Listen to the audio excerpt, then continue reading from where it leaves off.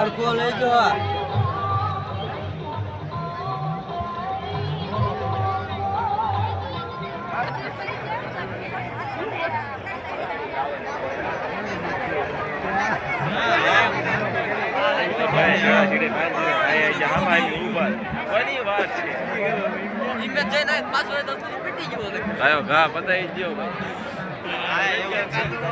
ભાઈ જે વરઘોડિયા આવી ચૂક્યા હોય તેઓના પૂજ્યને નમ્ર વિનંતી કે લગ્ન વિધિની શરૂઆત કરાય છે કોઈ પણ સમય બગાડ્યા વગર તો સંત શ્રી મુનિ આશ્રમ હડમતિયા કાળુ બાપુના આશીર્વાદથી સરસ મજાનું આજે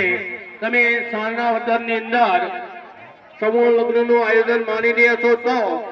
જે વ્યક્તિ ફ્રી હોય ભોજનશાળા પણ ચાલુ થઈ ગઈ છે તો તમામ વ્યક્તિ જે વ્યક્તિ ફ્રી હોય ભોજનશાળાની અંદર પ્રસાદી વિનંતી કે પ્રસાદી લેવા માટે ભોજનશાળાની અંદર વધારે પ્રસાદી ચાલુ થઈ ગઈ છે તો તમામ મહેમાનોને ભાઈઓ બહેનોને નમ્ર વિનંતી કે પ્રસાદી લેવા માટે વધારે ભોજનશાળાની અંદર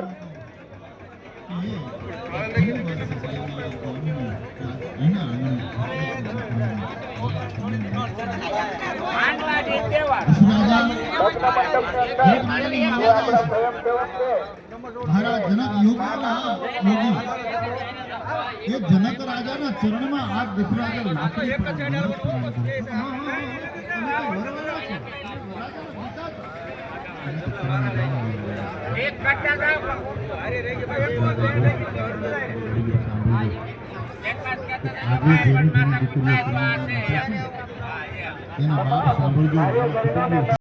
એટલે આ દુનિયામાં જે 41 દીકરીઓના જે કન્યાદાન કરે છે ને એના હાથ ઊંચા છે અને જે કન્યા લેવા આવ્યા છે ને પરણવા આવ્યા છે ને મૃત્યા પોતાના સસરા સામે આમ હાથ કરું કાળુ બાપુને હે સંત મહાપુરુષ આ સાંગલાવદર ગામના યુવાનોને આવીને આવી સદબુદ્ધિ આપજો આવીને આવી શક્તિ આપજો કે આના આંગણે સદાયને માટે દીકરીઓ હસતી રમતી આનંદ કરતી કરતી અને પોતાના જ્યારે કરિયાવર સામે જોશે જ્યારે પોતાના કબાટ સામે જોશે જ્યારે પોતાની વસ્તુ સામે જોશે ત્યારે એ સાંગલાવદરને યાદ કરશે કન્યાદાનનો અવસર ક્યારે ન ચૂકો ધન્યવાદ આવા સંતને કે જેણે અનેક દીકરીઓના આંખના આંસુ લૂછ્યા છે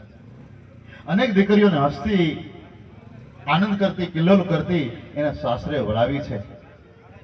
બાપ આપણે ગરીબ માવતર માંડ પોતાના ઘરનું ગુજરાન ચલાવતા હોય એ ટંકનું લાવીને ટંકનું ખાતા હોય દીકરા દીકરી મોટા થયા હોય માવતરને રાત દી ઊંઘ ના આવે કે મારી દીકરીને હું ક્યારે પરણાવું ક્યારે પીળા હાથ એટલા માટે કવિ કહે છે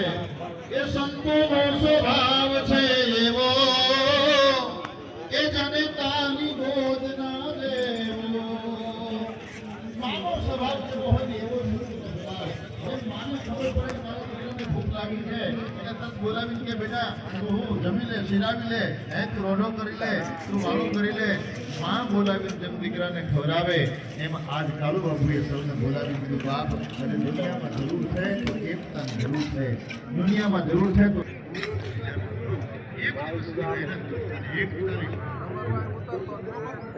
બાપુ બતાવે હું આવી જાઉં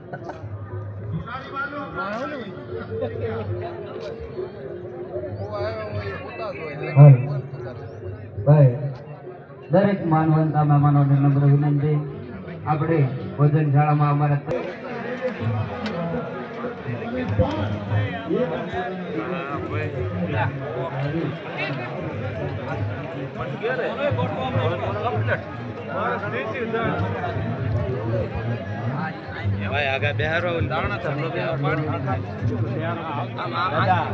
આ બાવલિયાની સંપૂર્ણ કૃપાથી આવડું ભગીરથ કાર્ય અને એમાંય સાધનાવદરનો ટીંબો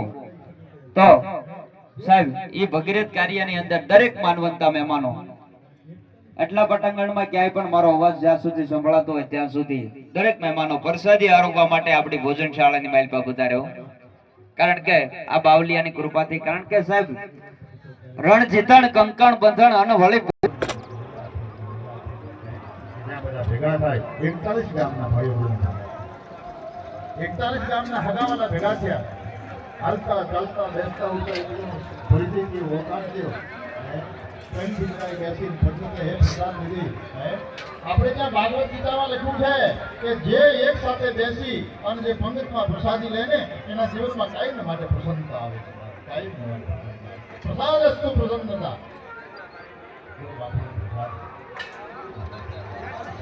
અને સંતની તપસ્યા તો તમે જુઓ રોજને માટે કપડા બદલાવીએ ભાત ભાતના કપડા પહેરીએ છીએ પણ ત્યાર